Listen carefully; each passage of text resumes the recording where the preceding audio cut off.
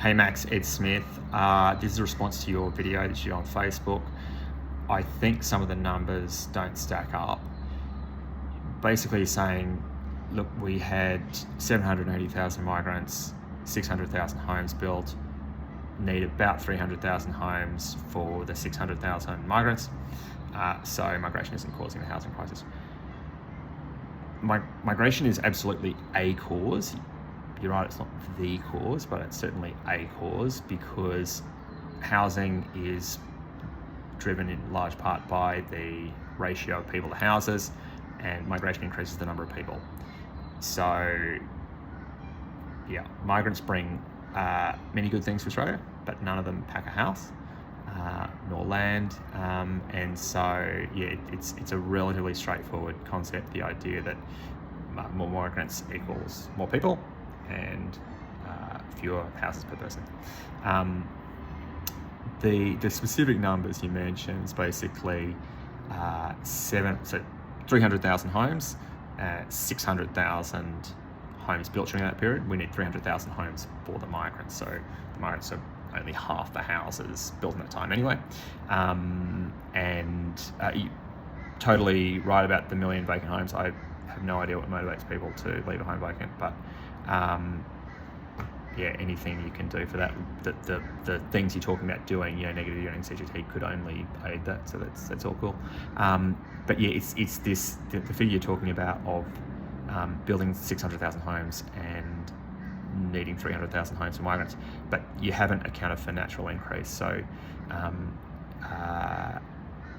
the natural increase, it's all property industry spin that the population is shrinking without migration. In fact, and you can check this on the ABS, every year I've been alive, there's natural increase. We have more births than deaths. And in the period you're talking about, roughly, I think June 20 to June 24, there's 520,000 natural increase. It's generally about sort of 130,000 a year. So at 2.5 people per dwelling, you need about 208,000 homes. So that gets it from 300,000 up to about 500,000. It's still 100,000 short. So I think it's fair to say that if you look at that period of June 20 to June 24, sure, there's been enough houses built to accommodate the population. The problem though is the conversation at the moment that you refer to is, should we have should migration factor in the housing discussion? And if we're going to look at the past to work out the future, we need to look at the bits of the past that matter most, and that's the bits of the past that look most like the coming years. And respectfully, that the period you've chosen is not that, because you're talking about June 20 to June 24, give or take, and for about 18 months of that, the borders were completely shut, and there was actually negative migration in that first year, and possibly even part of the second year. So from what I can see from the population statement, during that time, there was negative net migration of 140,000. And then, yeah, I think if we're going to talk about the relationship between migration and housing, as far as the political questions about what we should be doing about it, the best periods to look at are the last full financial years where the borders were open the whole time, because the borders are now open. Absent a pandemic, they're going to stay open. And respectfully, I think your numbers aren't right if you're suggesting that the housing crisis hasn't been driven in part by migration, because we build about 180,000 homes a year, and there's about 2.5 people per home, so we're building enough for about 450,000 people. However, we need about 52,000 homes for natural increase. We've got about 130,000 people every year, so that's natural increase. So we're going to need an extra 52,000 just for that. So that leaves a remainder of about 128,000 homes for migrants. and at 2.5 per person, that means any time that migration is over 320,000, it will be contributing to the housing crisis. That's like, it's not vilifying the migrants, that's just the numbers. So in 2022-23, net migration was 520,000, and in 2023-24,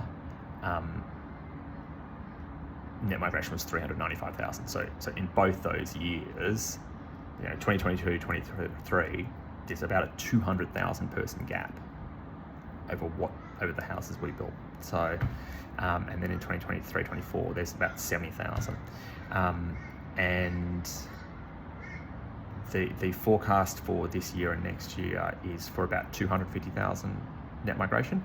Obviously, it would be higher with the Greens, because I understand you would increase the humanitarian intake by about 35,000, and total speculation here, but from the statements you've made about the international student discourse, I take it you oppose all the cuts to student migration, but I'm not sure about that. So yeah, it's just the numbers. Any time net migration is over about 320,000, migration will be one of the causes of homelessness, and that doesn't mean it's not lots of other factors too, but it is a fact that any migration over 320,000 or so should probably result in homelessness, unfortunately. All the stuff you talk about, the problem with your videos is all those solutions you talk about, they're actually fantastic. So yeah, go nuts, negative gearing, capital gains tax, rent caps, and then spend the money on public housing. Excellent. And yeah, that would do a lot. The problem is the politics of it. So if you, let's just say you run a campaign in 2025, which I think you're planning on doing, centered on negative gearing, capital gains, rent caps, and expanded public housing, you will get very little support from formal institutions. So, think tanks, the media, academia, just because, unfortunately, to varying extents, and this actually includes universities these days, but unfortunately, a lot of those institutions are basically for sale. And you would expect the property industry would go berserk in the way that the mining industry did in 2010 or whatever it was with the mining tax. So the politics is stacked against this reform. The one thing you have, though, that could really turn the tables is conversations, word of mouth. Most people would like the policies you're proposing, and it's just a matter of making sure that you get out and have conversations to see off the mother of all fear campaigns you would get either during the election, or maybe there's a hung pile and there's sort of negotiations and there's a sort of bigger discussion about negative gearing, capital gains and whatnot. And if the greater migration is, the less effective those conversations are going to be, because it's not going to be in native languages. The more people who speak a different language, have a different culture, it's just way harder to have difficult conversations and complicated conversations. And it's something that I think a lot of English speakers don't really appreciate, just for lack of experience as a long-term resident of a foreign country. But you might well have had a cool chat with your Uber driver about how busy it is tonight or something like that. But if you want to talk about politics and you want to grab potential voters with enough force to push away the scare campaigns they will definitely be getting from most of the formal institutions, you need to have everything lined up. You need to have everything in your corner. And unfortunately,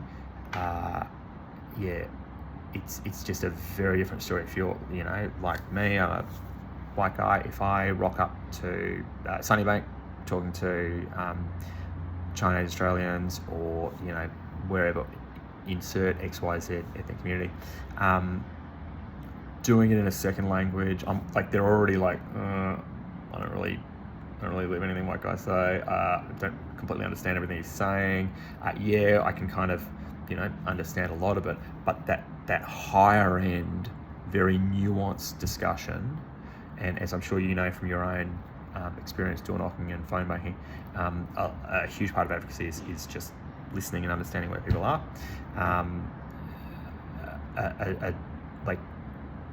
A community where huge numbers of people speak English as a second language, that is a great recipe for the status quo, because it's just harder to have those conversations.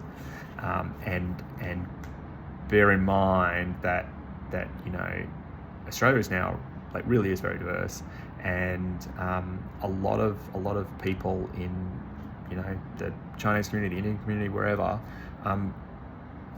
are themselves successful property speculator, property investor types, who will be in that community saying, negative gearing will mean people stop building houses, or insert XYZ nonsense scare campaign. So yeah, it's a terribly uncomfortable topic, I think, for a lot of political people on the left, because it's just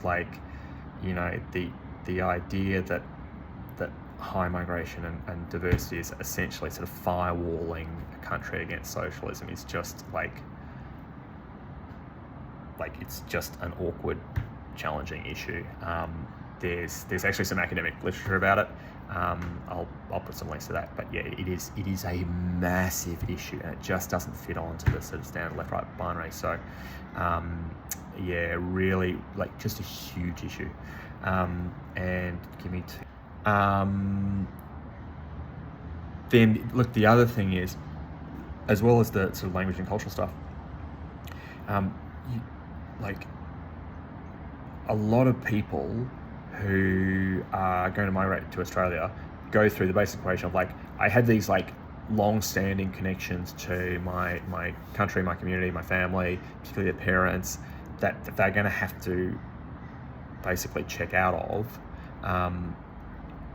if they're going to migrate to Australia. And they're looking at the Australian system,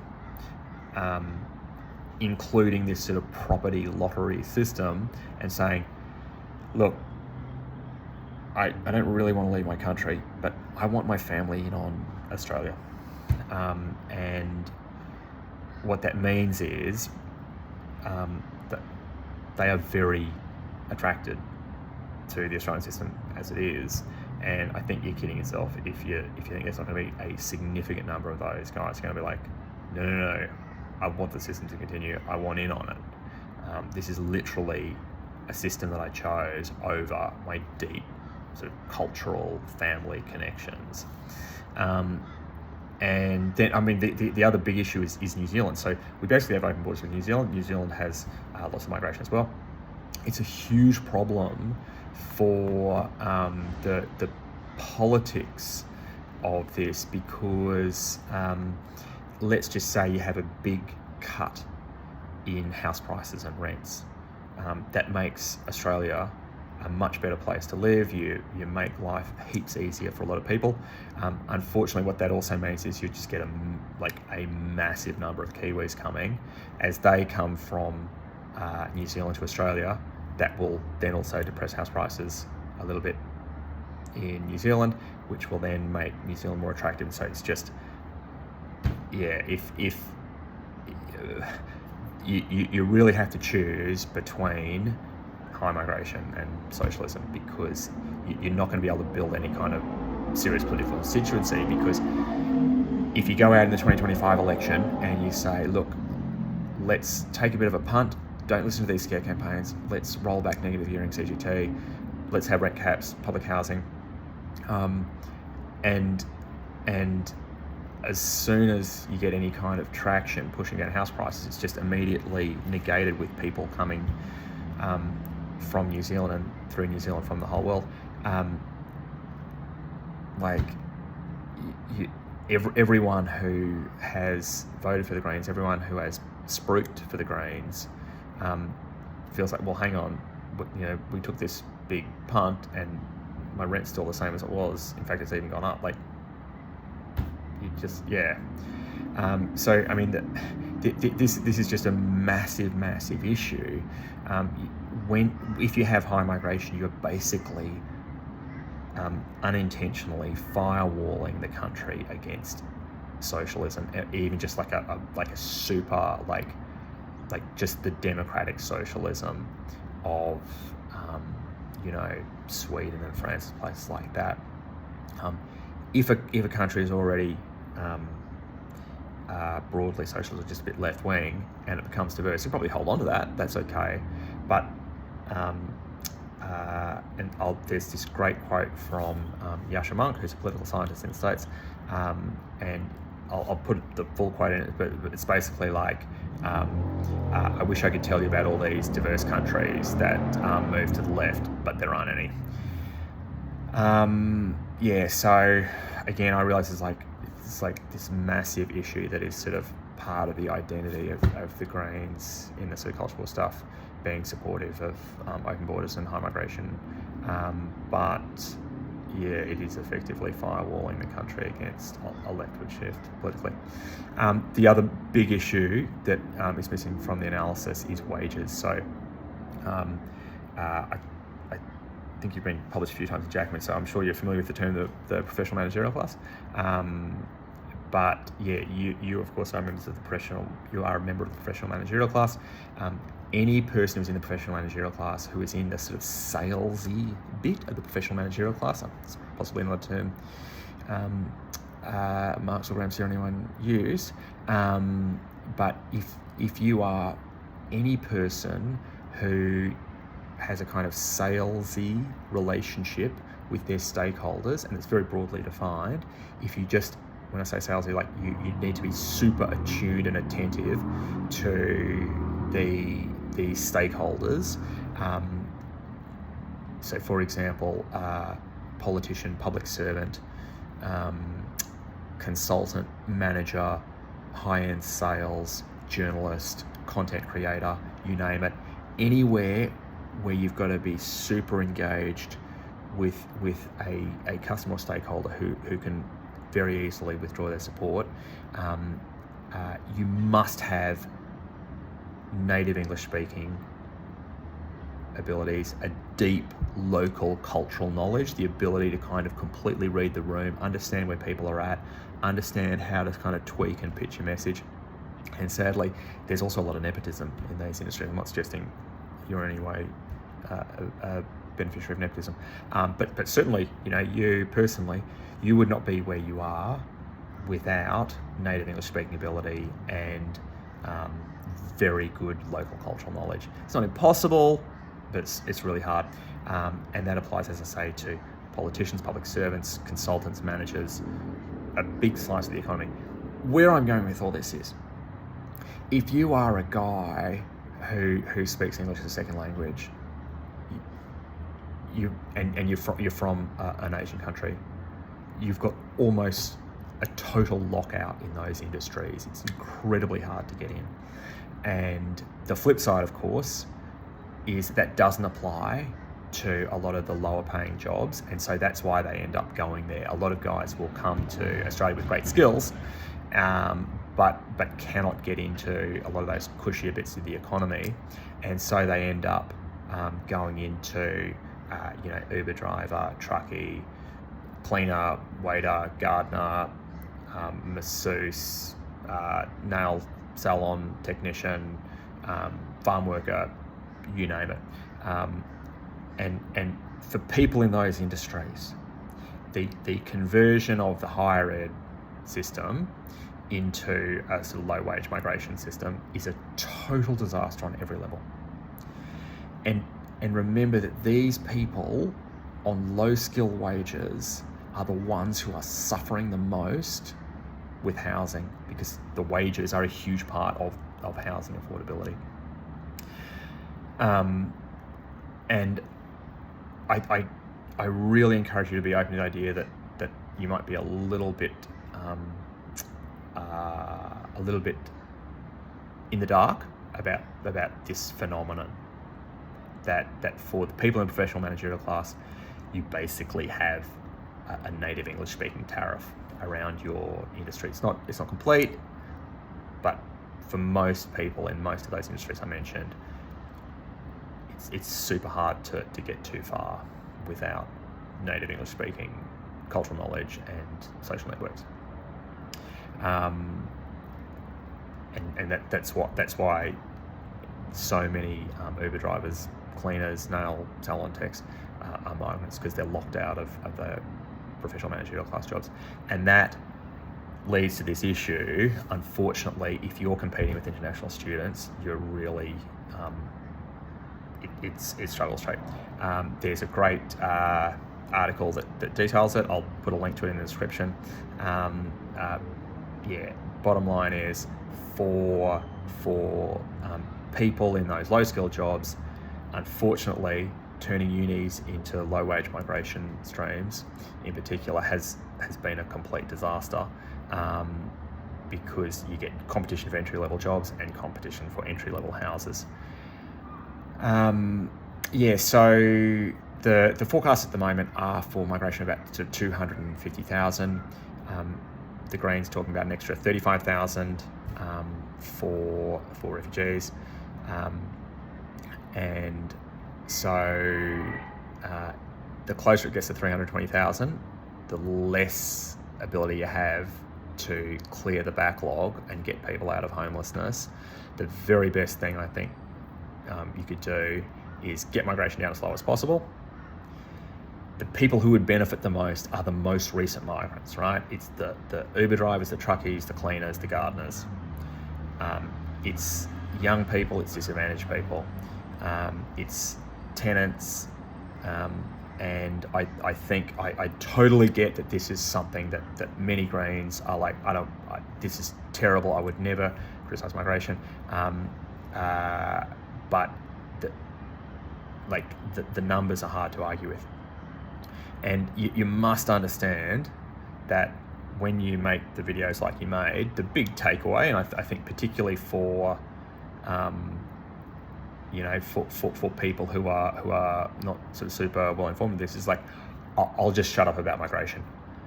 And I think your desire to kind of shut down the debate about migration, I presume, comes from a good place. But you must understand that when the public shuts up about migration, it's not like the government sits back and makes this neutral, bureaucratic, technocratic decision.